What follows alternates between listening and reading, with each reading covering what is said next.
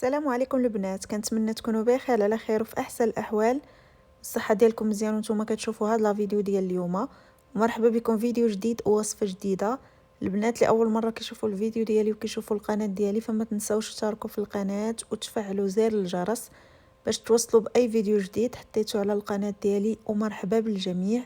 اليوم البنات غادا نشارك معكم جوج وصفات مجربين ومضمونين. الوصفة الأولى لتبييض الأسنان وكتحيد الكالكير من الأسنان من أول استعمال، وكتحيد كذلك الإصفرار اللي كيكون في الأسنان.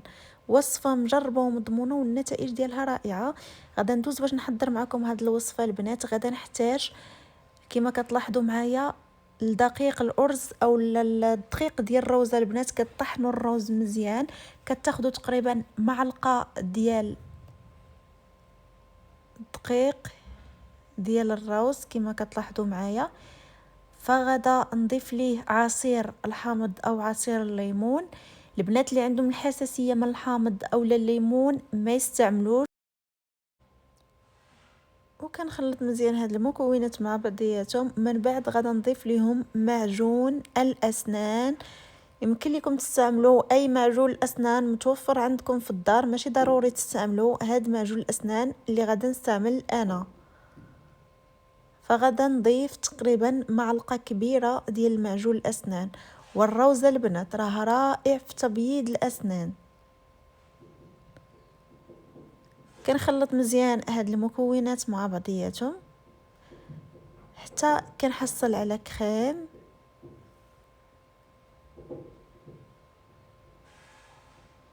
كما كتلاحظوا معايا طريقه الاستعمال ديال هاد الوصفه هذه.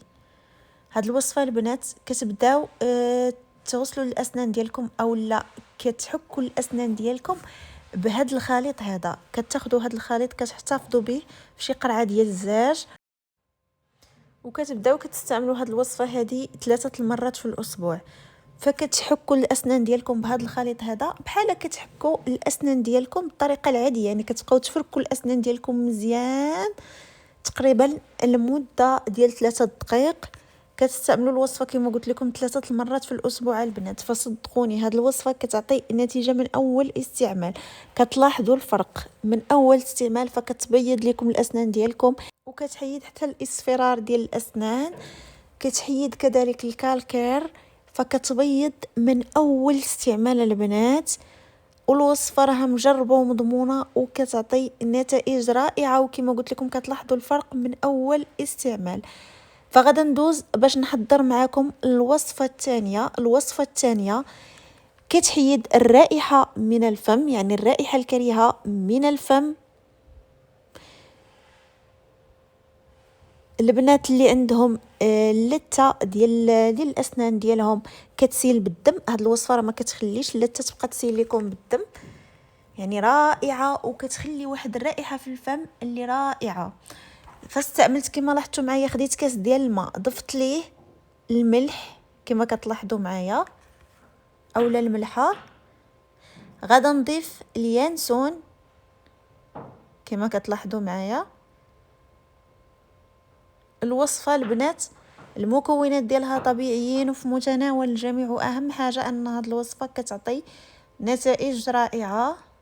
فغادا نضيف ملعقه من اليانسون كما كتلاحظوا معايا. غادا نضيف كذلك القرنفل كما كتلاحظوا معايا. وجميع المكونات البنات اللي استعملت في هذه الوصفه طبيعيين وفي متناول الجميع. واهم حاجه ان هذه الوصفه هذه كتعطي نتائج رائعه. فغادا نضيف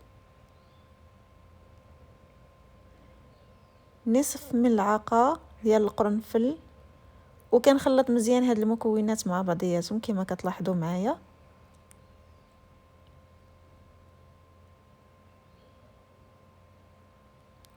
غادا ناخد صفاي وغادا نصفي هاد الماء هذا. فكتخليوا البنات هاد المكونات في الماء اولا في هاد الاعشاب في الماء لمده ديال 10 دقائق. من بعد غادي نتصفيو هاد الماء هذا كما كتلاحظوا معايا، كتاخذوا الصفاي وتصفيو الماء ديال الاعشاب، وكتاخذوا هاد الماء هذا وكتبقاو كتمضمضوا به الفم ديالكم. وهاد الوصفه كما قلت لكم البنات راها رائعه، كتعالج اللثه، البنات اللي عندهم اللثه كتسيل منها الدم. فهاد الوصفه هذه البنات راها كتعالج اللثه، كتحيد الرائحه من الفم. فصدقوني البنات الوصفه مجربه ومضمونه وكتعطي نتائج رائعه، وكتلاحظوا الفرق من اول استعمال. والبنات لاول مره كيشوفوا الفيديو ديالي وكيشوفوا القناه ديالي، فما تنساوش تشاركوا في القناه وتفعلوا زر الجرس باش توصلوا باي فيديو جديد حطيته على القناه ديالي. ونخليكم على خير ونتلاقاو في فيديو جديد ان شاء الله. بسلام عليكم.